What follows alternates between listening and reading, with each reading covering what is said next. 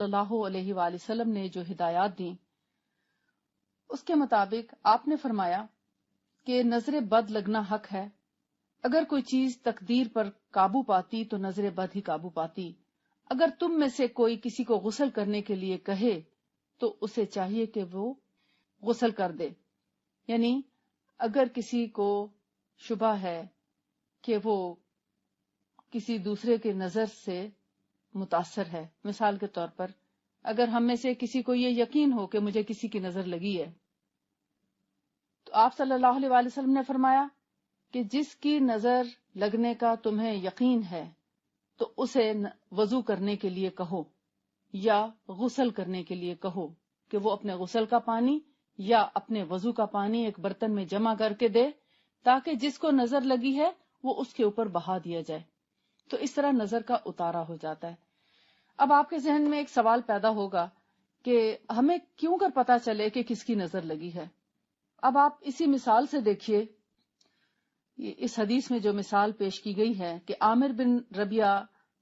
سہل بن حنیف کو نہاتے ہوئے دیکھ کر انہوں نے ان کی تعریف کی، جلد کی اور ماشاء اللہ نہیں کہا. تو جب انسان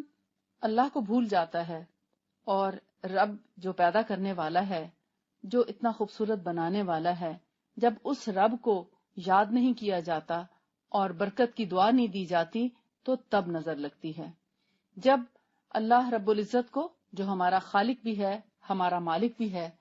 اس کو جب ہم یاد کرتے ہیں اور اس کی تعریف کرتے ہیں کہ سبحان اللہ، اللہ نے کیسی چیز پیدا کی، کیسا منظر پیدا کیا، کیسی خوبصورت چیز بنائی، اور ماشاء اللہ کہتے ہیں یا لا حول ولا قوت الا باللہ کہتے ہیں، تو نظر بد لگنے سے رک جاتی ہے. لیکن جب ہم اپنے رب کو یاد نہیں کرتے اور ہم ایک دم سے اس کی تعریف کر کے گزر جاتے ہیں تو نظر برحق ہو جاتی ہے. اسی طرح جب آپ محسوس کریں کہ کوئی ایک خاص شخص آپ کے پاس آیا اور اس نے تعریف کی اور ماشاء اللہ نہیں کہا اور نہ ہی برکت کی کوئی دعا دی، اللہ کا نام نہیں لیا، اور اس کے جاتے ہی یا اس کے مڑتے ہی آپ کی طبیعت بدلنا شروع ہو گئی اور طبیعت میں خرابی پیدا ہو گئی، ہر طرح کا علاج کرایا مگر شفا نہیں ہوتی، تو اس کا مطلب ہے آپ غور کریں کہ آخر وہ کون سا واقعہ تھا یا وہ کون سا موڑ تھا جہاں سے آپ کی طبیعت بدلنا شروع ہوئی اور آپ کی طبیعت خراب ہونا شروع ہوئی. تو انشاءاللہ آپ کو وہ اللہ تعالیٰ سجھا دیں گے. اور اس طریقے سے آپ اگر اس کو وضو کرنے کے لیے کہیں، جو کہ ایک مشکل بات تو ہے، لیکن آپ صلی اللہ علیہ وآلہ وسلم کی یہ حدیث بتائی جا سکتی ہے کہ اللہ کے نبی صلی اللہ علیہ وآلہ وسلم نے فرمایا کہ اللہ کے بندو، جب تمہیں وضو کے لیے کہا جائے تو نظر زدہ کے لیے وضو کر کے دے دیا کرو، یا اگر غسل کے لیے بھی کہا جائے تو غسل بھی کر دو. یہ اسی وجہ سے ساری تعلیمات ہیں، یہ سب احکامات ہیں ہمارے اپنے فائدے کے لیے، ہمارے ہی لیے. آج اگر ایک کو نظر لگی ہے تو کل دوسرے کو لگ سکتی ہے، تو اگر آج وہ وضو کر کے نہیں دیتا تو کل اس کو بھی ضرورت پڑ سکتی ہے، اس کو بھی وضو کے پانی کی ضرورت پڑ سکتی ہے. تو انسان معاشرتی طور پر ایک دوسرے سے جڑا ہوا ہے، منسلک ہے. آج ایک کو کسی چیز کی ضرورت ہے، کوئی دوسرا محتاج ہے، کل کو کسی دوسرے کو اس کی ضرورت پڑ جائے گی. لہذا کسی ضرورت مند کی ضرورت کو دیکھتے ہوئے اس کو اس مجبوری میں اکیلا نہ چھوڑا جائے، بلکہ سنت طریقہ یہ ہے کہ آپ اس کی ہر طرح سے مدد کریں. وضو کا پانی دینے سے کوئی تکلیف نہیں ہوتی، کوئی خرچ نہیں آتا، کوئی مشکل نہیں ہے. اگر وضو کر کے دے دیا جائے اور یہ سنت سمجھ کر دے دیا جائے کہ اللہ کے رسول صلی اللہ علیہ وآلہ وسلم کا حکم ہے،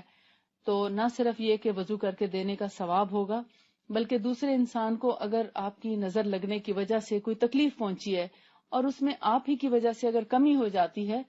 تو اس طرح کر کے دینے میں، چونکہ رسول اللہ کا حکم ہے وہ اس کام کے کر کے دینے میں، تو آپ ایک سنت کو پورا کر رہے ہیں، رسول اللہ صلی اللہ علیہ وآلہ وسلم کی ان کے حکم کی فرما برداری کر رہے ہیں، لہٰذا اس کا آپ کو اجر بھی ملے گا انشاءاللہ. اب آتے ہیں کہ کس طریقے سے اس کا غسل کرایا جائے یا کس طریقے سے اس پر پانی بہایا جائے. تو ہمیشہ سر کی پچھلی جانب سے پانی کو ایک دم سے گرایا جائے گا، اس سے پکڑ کے پورا جیسے ڈول بھر بھر کے جسم کو ملا نہیں جائے گا، بلکہ مثال کے طور پر اگر ایک ٹب میں پانی جمع کیا ہوا ہے وضو کا، جس کو نظر لگی ہے، اس کے سر کے پیچھے سے ایک دم سے وہ پانی گرا دیا جاتا ہے اور وہ شخص نظر بد سے نجات حاصل کر لیتا ہے۔ نظر بد کا ایک تو فوری علاج ہے، یعنی اگر کسی کو نظر لگ جائے تو اس کے لیے ایک ہے فوری علاج، اور ایک ہے اگر فوری طور پر پتہ نہ چلے اور بعد میں اندازہ ہو کہ یہ کسی دوا سے بیماری ٹھیک نہیں ہونے میں آ رہی، تو اس کا مطلب ہے کہ یہ نظر بد ہی ہے، تو اس کا کیا علاج ہونا چاہیے؟ نظر بد کا فوری علاج جو ہے وہ اللہم بارک علیہ، یعنی آپ صلی اللہ علیہ وآلہ وسلم نے جس طرح فرمایا کہ تم نے اپنے بھائی کو برکت کی دعا کیوں نہیں دی، تو یہ برکت کی دعا ہے کہ اللہم بارک علیہ، اللہ تعالیٰ تمہیں اس پر برکت عطا فرمائے۔ اور آپ کو یہ معلوم ہوگا کہ جب ہم اپنے کسی مسلمان بہن یا بھائی کے لیے اس کی غیر موجودگی میں دعا کرتے ہیں تو ہمارے سامنے بیٹھا فرشتہ ہمارے لیے دعا کرتا ہے کہ اللہ تعالیٰ تمہیں بھی یہ چیز عطا فرمائے۔ تو گویا جب ہم کسی کی اچھی چیز دیکھ کر اللہ سے یہ دعا کرتے ہیں کہ اللہ تعالیٰ تمہیں اس میں برکت عطا فرمائے، تو فرشتے ہمارے لیے بھی دعا کریں گے، ہمیں بھی اللہ تعالیٰ اس میں برکت عطا فرمائے جو چیز آپ کو پسند آ رہی ہے۔ آپ تو انسان ہیں اور انسان انسان کے لیے دعا کرتا ہے، اللہ تعالیٰ وہ قبول کرتے ہیں، لیکن جب فرشتے انسانوں کے لیے دعا کرتے ہیں تو وہ دعا زیادہ ضرور ہی قبول ہوتی ہے، کیونکہ بعض اوقات انسانوں کی جو دعائیں ہیں وہ قبول نہیں بھی ہوتی۔ مثال کے طور پر جیسے دعا کی قبولیت کی کچھ شرائط ہیں کہ نماز کی پابندی ہو، 5 وقت کی نماز کی پابندی کرتا ہو، رزق حلال کھانے والا ہو، سچ بولنے والا ہو، تو یہ بنیادی کچھ چیزیں ہیں جن کے بعد انسان جو ہے مستجاب الدعوات بن جاتا ہے، کہ انسان کی دعا قبول ہوتی ہے۔ لیکن بعض اوقات جب ہماری دعا قبول نہیں ہوتی تو اس میں ہماری اپنی کچھ غلطیاں بھی ہوتی ہیں۔ جب ہماری دعا قبول نہیں ہوتی تو ہمیں دیکھنا چاہیے کہ ہماری کہاں کہاں غلطی ہے، اس کو درست کرنے کی کوشش کرنی چاہیے تاکہ اللہ تعالی ہماری دعاؤں کو قبول فرمائے۔ اگر کسی کو نظر بد لگ جانے کا اندیشہ ہو، بعض اوقات خود آئینے میں شکل دیکھ کر اپنی بھی نظر لگ سکتی ہے، اور بعض اوقات ماں کی بھی نظر لگ جاتی ہے۔ ضروری نہیں کہ نظر حسد کی وجہ سے لگے، ماں کے بچے کو پیار سے دیکھنے سے بھی نظر لگ سکتی ہے۔ چونکہ نظر برحق ہے اور نظر لگ سکتی ہے، نبی صلی اللہ علیہ وآلہ وسلم نے فرمایا، لہٰذا اس کے سد باب کے طریقے بھی فرمائے۔ آپ نے فرمایا اگر کسی کو نظر لگنے کا اندیشہ ہو تو اس کو چاہیے کہ وہ فوری طور پر یہ کلمات پڑھے، اللہم بارک علیہ، اور دوسری آپ نے فرمایا ما شاء اللہ لا حول ولا قوت الا باللہ، یہ الفاظ فوراً ادا کر دیں تو نظر بد لگتے لگتے بھی رک جاتی ہے۔ یعنی مثال کے طور پر آن دا اسپاٹ اگر آپ کو ڈر لگا ہے کہ نظر لگ جائے گی تو فوری طور پر اگر یہ کلمات کہہ دیے جائیں تو انشاءاللہ نظر بد سے محفوظ ہو جائے گا۔ اس کے بارے میں اسی طرح ہی ہے جیسے گویا آنکھوں سے 2 انگارے ہیں جو چل پڑتے ہیں، یعنی جس کی نظر لگ رہی ہے گویا اس کی نظر سے وہ اثرات ہیں جو دوسرے انسان تک چلنا شروع ہو جاتے ہیں، اور دوسرا انسان اس سے متاثر ہونے والا ہوتا ہے، لیکن جیسے ہی اللہ کا نام لیا جاتا ہے اور اس پر برکت کی دعا دے دی جاتی ہے یا ماشاء اللہ کہہ دیا جاتا ہے تو وہ اثرات جو ہیں وہ واپس پلٹ جاتے ہیں، وہ پھر دوسرے انسان کو متاثر نہیں کرتے۔ یہاں سے ہمیں پتہ چلتا ہے کہ نظر بد دراصل تبھی لگتی ہے یا برحق تبھی ہوتی ہے جب ہم اللہ تعالیٰ کو کسی کی تعریف کرتے ہوئے بھول جاتے ہیں، کیونکہ سب کی سب تعریفیں اللہ رب العالمین کے لیے ہیں۔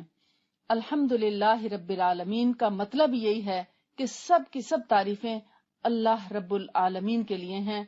دراصل تعریف جس کے لیے ہونی چاہیے وہ اللہ رب العزت کی ذات ہے۔ انسانوں کے پاس جو کچھ ہے وہ رب کا دیا ہوا ہے، چاہے وہ حسن ہے، دولت ہے، یا کوئی گاڑی ہے یا بنگلہ ہے، یا کوئی بھی چیز ہے، یا کوئی قابلیت ہے، ذہانت ہے، وہ سب کی سب اللہ رب العزت کی دی ہوئی ہے۔ تو کوئی بھی چیز اگر دوسرے کی پسند آئے تو اس پر اپنے رب کو نہ بھولیں، بلکہ اس کا ذکر کریں، اس سے برکت کی دعا کریں اور ماشاء اللہ کہیں، تو انشاءاللہ اس نظر بد کا فوری طور پر اثر زائل ہو جائے گا۔ دوسرے ایک اور رسول اللہ صلی اللہ علیہ وآلہ وسلم نے ہمیں دم بھی سکھایا ہے کہ جب کسی کو نظر لگ جائے تو اس دم کے ذریعے اس سے ہم نظر کے اثرات دور کر سکتے ہیں۔ جب رسول اللہ صلی اللہ علیہ وآلہ وسلم کی طبیعت ناساز تھی تو اللہ تعالیٰ نے حضرت جبرائیل علیہ السلام کے ذریعے ایک دم ان کو کروایا، یعنی حضرت جبرائیل علیہ السلام کو ایک دم سکھا کر بھیجا کہ تم جاؤ اور محمد صلی اللہ علیہ وآلہ وسلم پر یہ دم کرو۔ اسی لیے اس دم کو دم جبرائیل کہا جاتا ہے، کیونکہ حضرت جبرائیل علیہ السلام نے اللہ کے حکم سے آپ صلی اللہ علیہ وآلہ وسلم پر یہ دم کیا۔ یہ وہ دم ہے جو جسمانی اور روحانی ہر طرح کی بیماریوں کے لیے کسی بھی مریض کو کیا جا سکتا ہے۔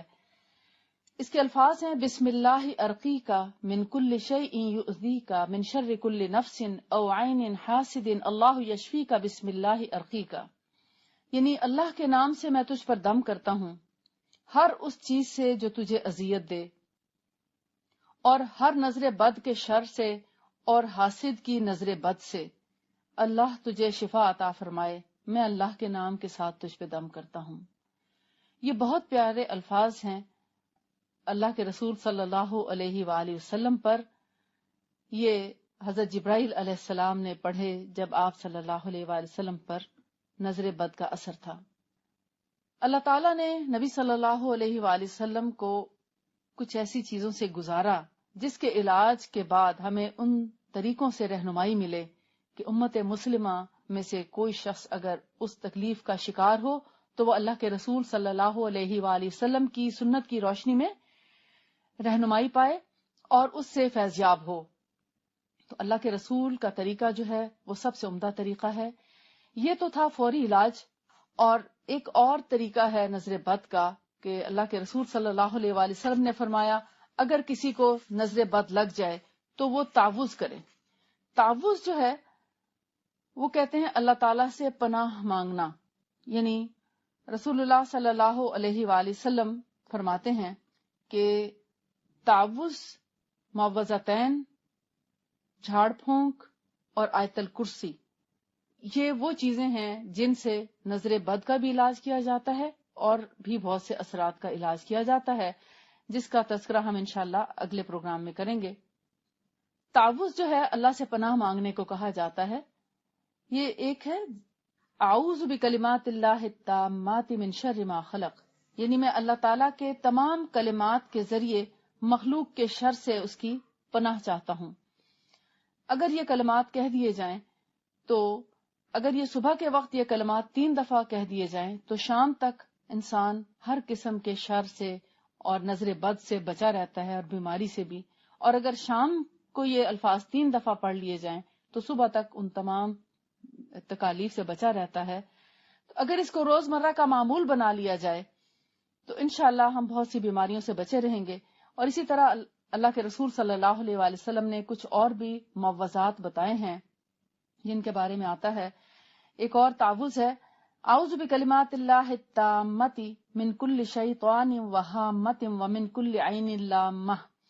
کہ میں اللہ کے تمام کلمات کے ذریعے ہر وہم میں ڈالنے والے شیطان اور ہر نظر بد سے اللہ کی پناہ چاہتا ہوں۔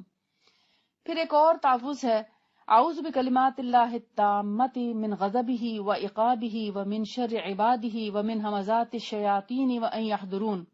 کہ میں اللہ تعالیٰ کے تمام کلمات کے ذریعے اس کے غضب، عذاب اور اس کے بندوں کے شر سے اور شیطانی فریب سے اور موت کے وقت حاضر ہونے سے اس کی پناہ چاہتا ہوں۔ اس کے علاوہ معوذتین کہتے ہیں قل اعوذ برب الفلق اور ناس کو، اور آیت الکرسی، ان کو 3 دفعہ پڑھ کر اپنے ہاتھوں پہ پھونک مار کر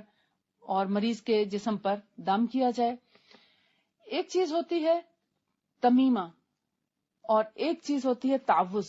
تعوذ کی اسلام میں اجازت ہے جبکہ تمیمہ کی اجازت نہیں۔ تمیمہ تمائم سے ہے، اور یہ وہ سب شرکیہ کلمات اور شرکیہ الفاظ ہیں جس کا سنت سے کوئی ثابت نہیں ہے، اور یہ وہ الفاظ ہیں جس کے اندر اللہ کے سوا کسی دوسرے کو بلایا جاتا ہے یا پکارا جاتا ہے اور اس سے مدد لی جاتی ہے۔ اس کا اسلام سے کوئی تعلق نہیں ہے اور اس سے پوری طرح بچنا چاہیے۔ ہاں، کچھ دم ایسے ہیں جس کے بارے میں نبی صلی اللہ علیہ وآلہ وسلم نے اجازت دی، جبکہ آپ صلی اللہ علیہ وآلہ وسلم نے وہ دم خود نہیں بتائے۔ ایسے دم جن کے اندر کسی قسم کا کوئی شرکیہ کلام یا شرکیہ الفاظ نہ ہوں اور مدد صرف اور صرف اللہ رب العالمین سے مانگی گئی ہو، ایسے دم کی اللہ کے رسول صلی اللہ علیہ وآلہ وسلم نے اجازت دی ہے، اس کے کرنے میں کوئی حرج نہیں۔ اللہ سے دعا ہے کہ اللہ تعالی ہمیں وہی طریقہ اختیار کرنے کی توفیق عطا فرمائے جو اس کو پسند ہے اور جو اس کے نبی صلی اللہ علیہ وآلہ وسلم کا طریقہ ہے۔ اللہ تعالی ہماری زندگیوں کو نبی صلی اللہ علیہ وآلہ وسلم کی سنتوں سے آراستہ کرنے کی ہمیں توفیق عطا فرمائے۔ آج کے اس ٹاپک میں ہم نے پڑھا کہ